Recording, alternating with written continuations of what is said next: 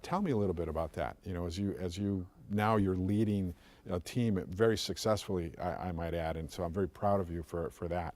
But tell me about your journey as a coach and sort of some of the lessons that you learned here that help you be successful as a coach. Well, I think when I first came in, I was awful. I was so young and so inexperienced. And at this level, there's so many more things that you deal with than I dealt with at the high school level. On the high school level, I showed up, I coached, I tried to help them grow as people, as coaches, but there was no administrative responsibility whatsoever for that. And so when I got here, just learning how to lean on other people and work within a team. It wasn't just about writing water polo workouts. It was creating a program, creating a world for these student athletes where they could come in and be successful, and trying to brand it with my name and my philosophies and my ideas, but realizing that I couldn't do that all myself, and really leaning on the administrators that I had here, the academic support that I had both in athletics and external in the other parts of UCI's campus. That was the biggest lesson for me when I first came in.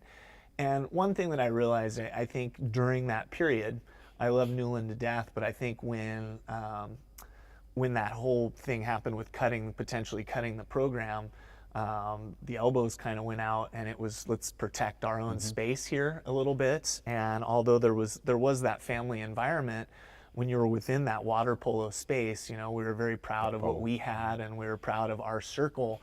But one thing I didn't do enough of as a student athlete is I watched other sports and I interacted with other athletes, but I didn't get involved in student athlete advisory committees.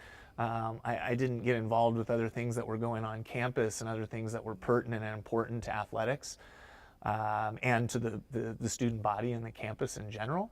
And I've really tried to encourage my students to be more active in those roles, to have an understanding for what's going on campus, to try to connect with the things that are going on campus, as well as the other sports, to try to connect with the administrators on campus, to show appreciation, and as well as to lean on the people that support them in the training room, in the academic center, Paul with facilities, any of these people that are actually helping them reach their goals. So showing that level of appreciation and connecting to all of those pieces is big for me, because I didn't do a good job of it.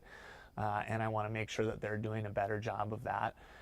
And then understanding the importance of, specifically at this college level, at the high school level, I still had parents readily interacting with their kids on a daily basis, helping grow them, helping teach them. Well, when they come to college, I feel this overwhelming responsibility to take these kids from dependence, where they're fully dependent on their parents, to independence, where when they leave this program, they're not struggling for who am I, what can I do, what should I do. They know who they are, they know what they can do, what they should do, and how they can help advance the greater society outside of UC Irvine.